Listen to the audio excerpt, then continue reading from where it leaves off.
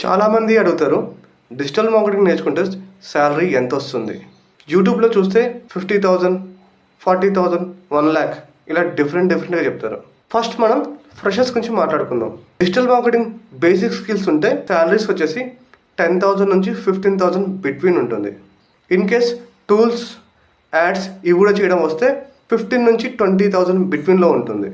ఇక్కడ main thing ఏంటంటే certificate కన్నా ప్రాక్టికల్ స్కిల్ అలానే కాన్ఫిడెన్స్ అనేది ఇంపార్టెంట్. ఏ ఇంటర్వ్యూకి వెళ్ళినా కానీ మీ వర్క్ని చూపించండి అని అడుగుతారు. సో కాన్ఫిడెన్స్ అనేది ఇంపార్టెంట్, సర్టిఫికేట్ కాదు, మనకు కావాల్సిన స్కిల్స్. అదే 1 నుంచి 3 years ఎక్స్పీరియన్స్ వచ్చాక మన గేమ్ అనేది చేంజ్ అవుతుంది.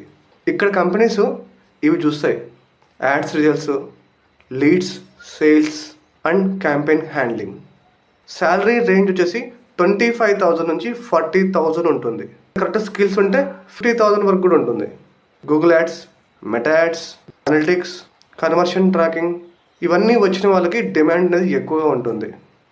3 to 5 years ఎక్స్పీరియన్స్, ఇక్కడే డిమాండ్ జోన్ అనేది క్రియేట్ అవుతుంది. ఈ స్టేజ్లో స్ట్రాటజీ ప్లాన్ చూస్తారు, టైం గైడ్ చూస్తారు, బడ్జెట్ని ఎలా హ్యాండిల్ చేస్తారో చూస్తారు. శాలరీ రేంజ్ వచ్చేసి 50,000 నుంచి 80,000 బిట్వీన్లో ఉంటుంది. అదే పర్ఫార్మెన్స్ స్ట్రాంగ్గా ఉంటే 1,00,000 కూడా ఉంటుంది. ఇక్కడ శాలరీని డిసైడ్ చేసేది ఇయర్స్ కాదు, మీ ఎక్స్పీరియన్స్ అలానే రిజల్ట్స్. ఇక్కడ ఒక ఇంపార్టెంట్ పాయింట్ చెప్తున్నా, డిజిటల్ మార్కెటింగ్లో జాబ్ అనేది ఒకటే ఆప్షన్ కాదు. ఇన్కమ్లో ఫ్రీలాన్సింగ్ కూడా చేసుకోవచ్చు.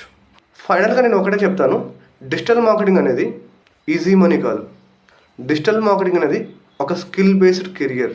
శాలరీ డిపెండ్ అవుతుంది మీ స్కిల్స్ పైన, మీ ఎగ్జిక్యూషన్ పైన, మీ కన్సిస్టెన్సీ మీద. వేలో డిజిటల్ మార్కెటింగ్ నేర్చుకుంటే లాంగ్ టర్మ్ కెరియర్ అలానే గ్రోత్ కూడా ఇస్తుంది. ప్రజెంట్ ఏఐ కూడా డిజిటల్ మార్కెటింగ్ని మోర్ పవర్ఫుల్ చేసింది.